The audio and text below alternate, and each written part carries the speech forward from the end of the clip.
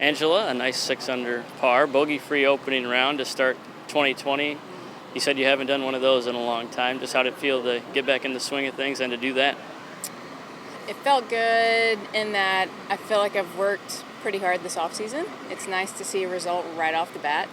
It's golf. I understand it's not going to always be like that, but out there today I thought, man, it felt good just to know that you have kind of put in a few hours and it's paying off early. In your pre-tournament press conference, you talked about getting ready for a marathon later this year. How, symbolic is it that you're training for a marathon and golf is such a marathon, not a sprint? I think that's part of it. Mentally, I think even today I kind of hit a wall that I told my caddy, I feel like I'm kind of checking out a little bit, and you just have to kind of get back into that process. You have to kind of get back into, I think last year I was really result oriented, and I don't think it matters if it's good or bad. I think if you get result oriented, it's not always good. So I'm really, really trying this year to kind of stay in the moment and kind of do the process. And running a marathon's a lot like that. If you're thinking about mile 26 when you start, you're in trouble. How has the training for the marathon impacted you on the course, especially now kind of getting into that today? Well, I'll let you know on the fourth day of the week, but I feel like this is as strong as my legs have been in about 10 years. We ran 4 miles yesterday with Sydney Clanton. I told her, it's like training with the gazelle. Long legs. She's just, kind of jogging out in front of me. I'm like, never run with somebody with really long legs. When you won Evian 2018, you started off 72. A little different start here, obviously different tournament, but you're going up against the LPGA's best, and to have that kind of start today, how proud are you and anxious now to keep it going? It's going to be a fun challenge because I haven't been able to do this in a while. So, again, to kind of test the things I've been working on, and it's not always going to be perfect. So, it's funny, people are like, oh, you just have to beat 25 people. Yeah, there's 25 winners. So, it's not just beating just random 25 people. So, I know I got to bring it all week and just see if I can. Thanks, Angela. Thank you. So, if you keep putting up scores like this, it could be like a Forrest Gump thing where other players are just all start gathering running. to run with you. Well, don't run with Sydney. It was a lot of fun though. It was fun because I usually am by myself when I run, and it was fun. She was great. We kind of went down a street that we had water on both sides, and I'm kind of looking over my shoulder because we're in Florida. And I kind of look over at her and she said, just make sure it's a zigzag. And I'm like, well, I'm like gator bait because I'm already, running out of steam. So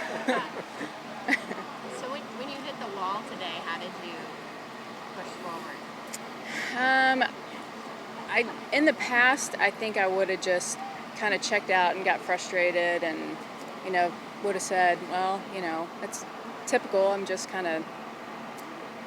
But I told my caddy I need to be more aware of this because I don't know if it's just me or if it is when you get older, it's hard to hold your focus for an extended... And I've felt it the last couple of years where I'm like, man, I play 9 really good holes and then I kind of hit a wall in the back 9. I never want to say it's an age thing, but it is different. When you're 25, I think your attention span, well, these kids, you know what I mean? They can hold their focus.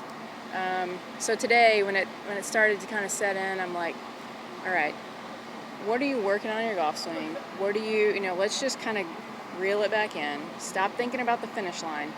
And I've noticed that in my running. When I get into my last mile, I'm like, man, I'm thinking about being finished instead of, well, you have to keep doing what you're doing right now. So just little things like that have helped a ton. In envy, I was going to say, for someone envy's been consistent for so long and not, like you, has some flexible. What has impressed you the most about envy's ability to just come out and keep doing it year after year? One, she's a special talent. There's a God-given gift there, but she obviously works at it. The thing that I like about her is that she just does her own thing. She has her husband and they do their deal, and she seems like she's content. She doesn't need a lot of people around her, and it seems like looking from outside looking in that she has a plan and she's going to do it her way, and that's what successful people do. And what I read, she wants to try to make the 2020 Olympics. I'm like, well, great. Like, I mean, that's a shoo-in, because successful people, and they put their mind to something, and she's done it. She knows how to do it. When she was at her best, rolling in everything that year, she won 3 majors in a row. How formidable is she? Well, I've learned in my 18 years of searching for a major win and finally getting one, it's all putting. I mean, when you get to this level, I mean, people are hitting it. I mean, some hit it longer, some hit it more solid, but you got to make a putt. So when you come across somebody like Emby that makes everything she looks at, because it's not going to matter how she hits it.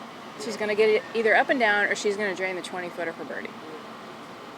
People tend to think of fearing the big hitters, but when Emby is really on her game, is there something intimidating about seeing her on a board? Or Well, yeah, because you know she's putting well. yeah. I mean, this is no disrespect at all, but I don't think people fear her because of her ball striking.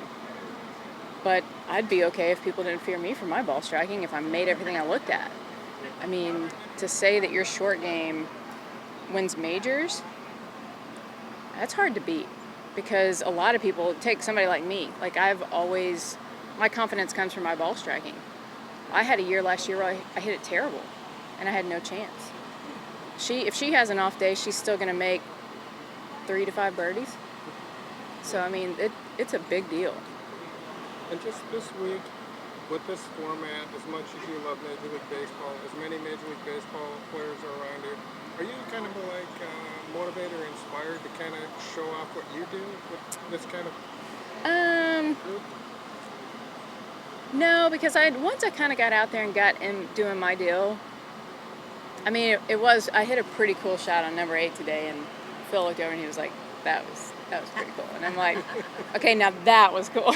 Like, but I never really thought about it. What was the shot? I missed the fairway right in 8 and then hit this huge cut around the trees to like 6 feet with a big old clump of mud on the ball. So that was cool. Phil, he was with the Astros a while, right? So, I think a stint, but I think he said his longest time was with the Padres. so did you get to talk a little bit? Yeah, it was great. I have to be careful, because I know, like, you know, we're out there, like, I don't want somebody asking me a million questions about golf, even though you're nice about it. And he was fantastic. And I said to him one time, like, okay, I hate to ask. He's like, no, you know, it's fine. I'm like, all right. So he was great.